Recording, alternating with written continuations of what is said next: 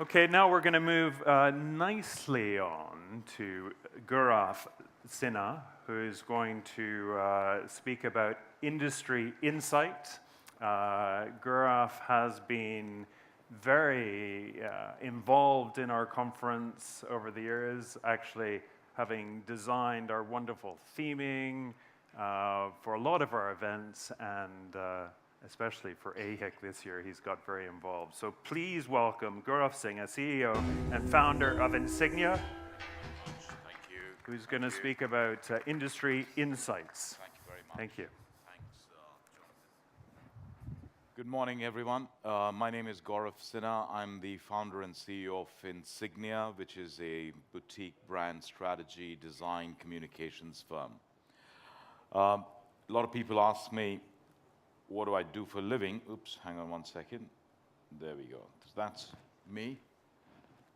And I'm going to talk to you today a little bit about some trends which we have picked up on. I just wanted to basically share with you some of the cues that we are picking up in the market, which hopefully will leave you with lots to think about and not necessarily give you a lot of answers. So, what do I do for a living? I live on the intersections of brand strategy and storytelling. I'm an ex-hotelier. My ex-boss is in the room somewhere. I used to work with Hilton, and I've been in the region for about 25 years, and I work as a creative protagonist. Like I always say, I'm the why guy with a why not disposition. So that's what I do, and I help people fall in love with places, and I help hotels make money. Now, I'm also, you would think, what I like to call a lazy philosopher.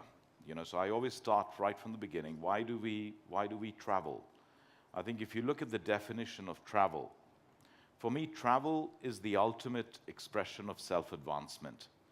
Whether you are saving a marriage, recovering from a heart attack, closing a business deal, you travel because you want to improve your life. And hospitality, for me, is the front line of cultural diplomacy for a nation. How hospitable you are can position your country on the world stage. So as much as we would like to talk about, design, brands, OTAs, etc., we have to also understand we have a big strategic obligation to creating and cultivating the culture of a nation by being hospitable and driving a level of convergence across cultures. A lot of the times we are asked as an agency, what do you think is the future of brands? How do you create distinction? Now, defensible differentiation is very different from just differentiation. So as brand custodians, when we work with legacy operators or small independent brands, we have to always be very mindful of trying to create authenticity in a fairly intelligent manner. Now, one of the challenges in the room I'd like to leave you with is that once this session is over, or when you have a little bit of time, and try and ask somebody, what do you predict in the future? And tell them, do not use the words more, better, or different. And you'll find that, when people talk about the future, we say more of this, we'll be better at that, we'll do something else differently. But when you do talk like that, in principle, you're only reconstituting your past. You're not actually creating a new future. So this is food for thought. Now, as a brand strategist and a marketeer, we live in two dimensions. People ask us, what do you do for a living? Do you do digital services, etc.? And I say, listen, we are beyond all of that. We live in two dimensions, and we live in the same two dimensions that hoteliers live in, which is enrichment and engagement. Enrichment is about creation and curation, which is about creating the brand narrative. Why should I believe you? Why should I fall in love with you? And then how do I have the tangible proof points to be able to qualify that? And the second aspect is engagement. It's about connections, whether it's internal, external.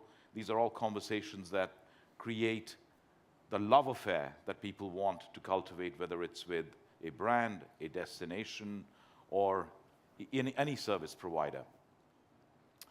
So recently, I was I'm on part of the Bench Events Global Advisory Board. One of the conversations that came up was about the Global Restaurant Investment Forum, and we tried to talk about regional intelligence, and we found that there was no real regional galvanization of stats or being able to understand what are the trends that are happening with regards to the F&B industry.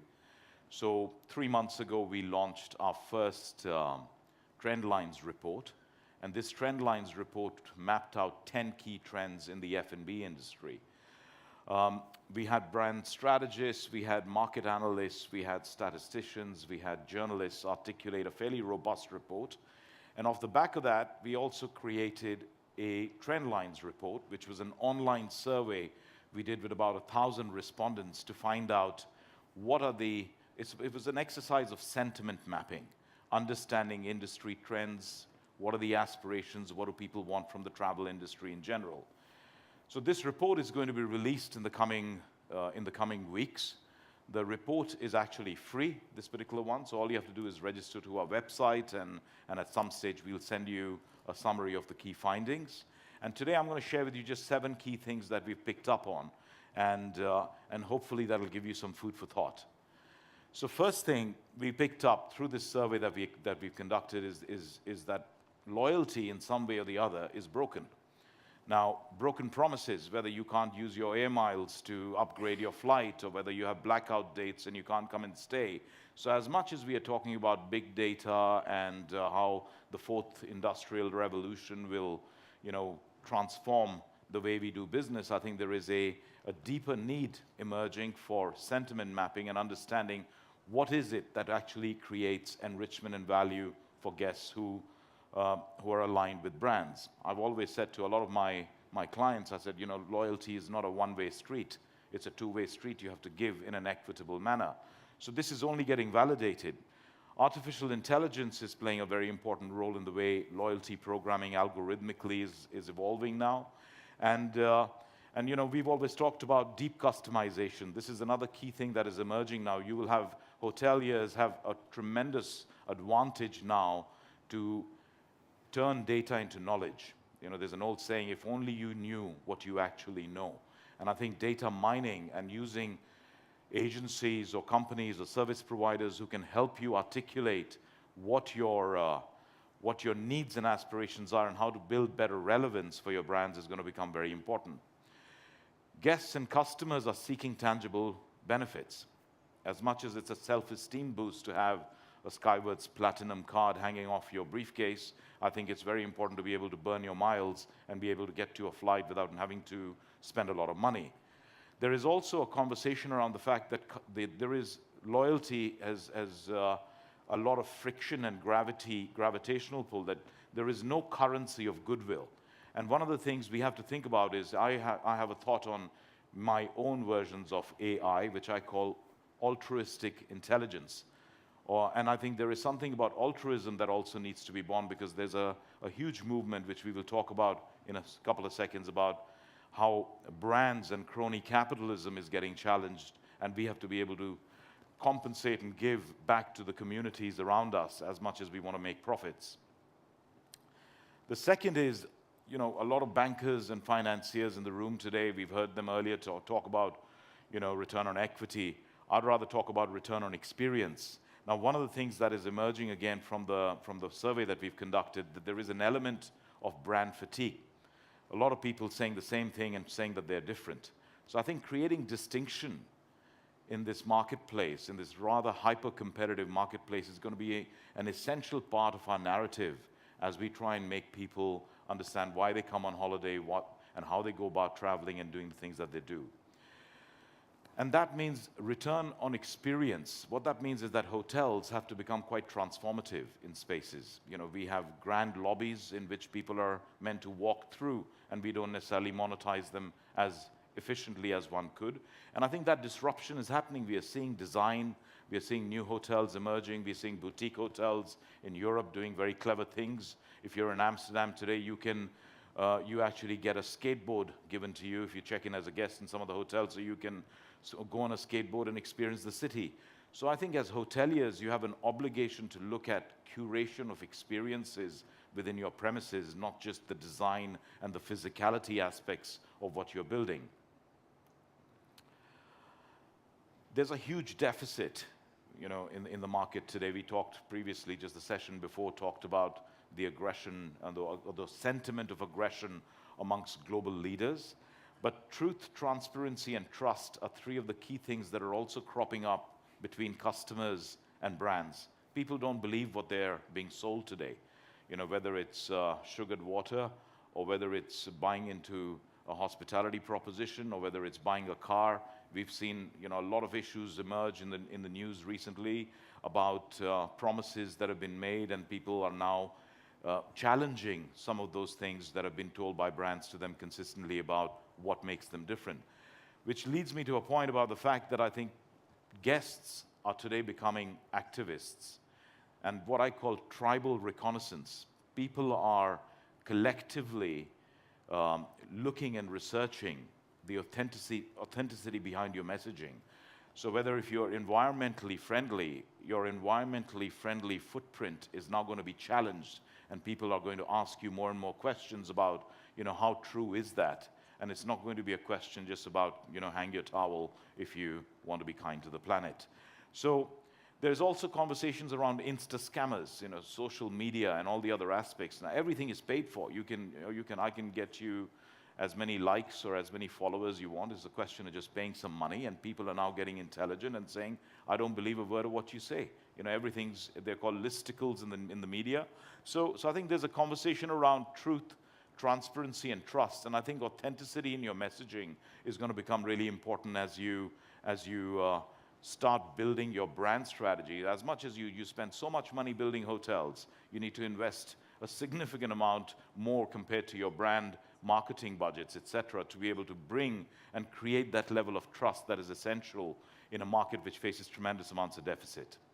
There's a conversation around fair trade and fair chain, and these are things that we are again picking up in the trends that we've got.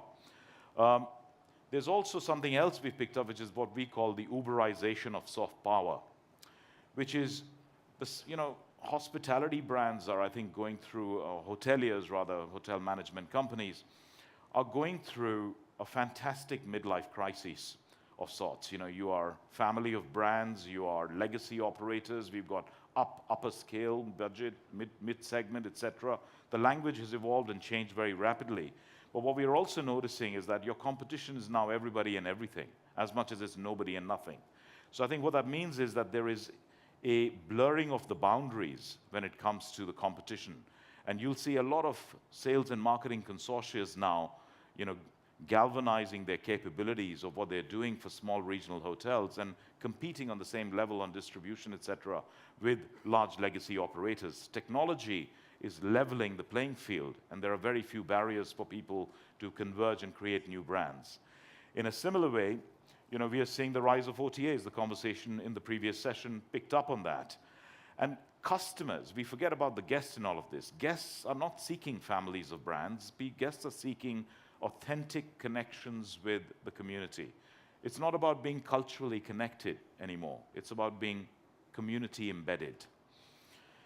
Hospitality solutions at a trade level are now getting unboxed tremendously. You can, if you wanted to, you can get online solutions from CRS to, property management systems to agencies like us who provide you sales and marketing support when you need it. So in a way, distinction and defensibility is becoming, these are the pressure points that we need to manage over the coming years.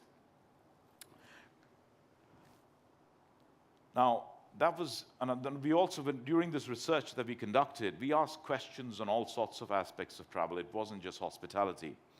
And one of the things that we also picked up, which is of interest to you today, I don't know how you'll be able to monetize it, but I do want to share this, is that there was feedback in this about airports. As much as we talk about innovation in airports, the young millennial travelers, etc., find airports boring and painful. As much as we would like to talk about, airports within the vicinity, but I think there is a great opportunity to bring the hospitality vibrancy into airports. And I think whether it's taking cool restaurant concepts, now we've got Deliveroo delivering food at Dubai Airport, which is quite interesting. Again, it's a very clever way of being disruptive. And from retail to leisure to dining, there's a great opportunity for you to broaden your lens and try and see how you can take your collective capabilities into the airport experience. So this is something we'll talk about a little bit more in the report. You'll be able to get more stats and details on that. There's a huge debate between privacy and personalization. You know, we've seen recently what's happened with Facebook and the tyranny of not knowing, you know, when we saw the gentleman show us even day before yesterday how easy it is to access your email password. I think privacy and personalization is winning because if you think about it, it's a marriage of contradictions. You want deep customization and you want privacy at the same time. So I think this opens the debate up for strategists to say, how do we balance the two components in an intelligent way? Last aspect, which we've picked up as an emerging trend, which is going to be, I don't think is disappearing, is about sustainability. How important it is for people looking for authenticity in your message and compassion. Now, compassionate brands, I believe, are going to change the vocabulary of how they operate and how you will be able to build aspirational cues and a whole new following of individuals. People are not looking for value for money. They're looking for values for money. And I think we have an obligation as hoteliers, as brand strategists, to be able to code that into a narrative which makes tremendous amounts of sense. I've always said, if you were talking to me about business strategy, I said good human values make profound business values. So we don't need PhDs to be able to code this. It's about being compassionate and understanding how we can do that for both the people and the planet. So these are some of the key things that we've picked up on. I've done this exactly on schedule. If you'd like to register on insigniaintelligence.com, we'll be sharing regular updates on trends that we've picked up on, and we will continue to share with you more intelligence as we build these surveys into something which is going to be of relevance and value to yourselves. So thank you very much for listening to me. Thank you, John. Gaurav, thank you so much. Gaurav, what is it? You've told us an awful lot in the last few minutes about these trends. What is it that companies need to do so that they don't have their Kodak moment? You know, where does it all start? Because there's a lot up there. There's a lot happening at the moment. I think we've got to stick to the theme, literally, of the session today. You know, of AHIC in 2018 is about focus. I think we have to remain true to our essence while we continue to try and find points of innovation. I've always said success in business comes by looking ahead but thinking sideways. Mm-hmm. So I think if we can and I think for me the biggest thing is about looking at making sure that your philosophical proposition is aligned to your profits. Mm-hmm. and your commercial proposition. And for me, I think any business that can create distinction for itself has to have a purpose that transcends profits. Right. And I think digital domination is the one thing we need to be not paranoid about. I think positively paranoid about. I think the world is changing rapidly, and I think the Uberization of soft power. I think that for me, when I found the respondents' feedback, was the one thing that stared me in the face and said, how do I now make sure I'm slipstreaming what is about to happen? Because the digital environment, the fourth industrial revolution, artificial intelligence, it is going to potentially completely reboot the infrastructural requirements of running good hotel brands. Yeah. With Jeremy Rifkin. Indeed. Yeah.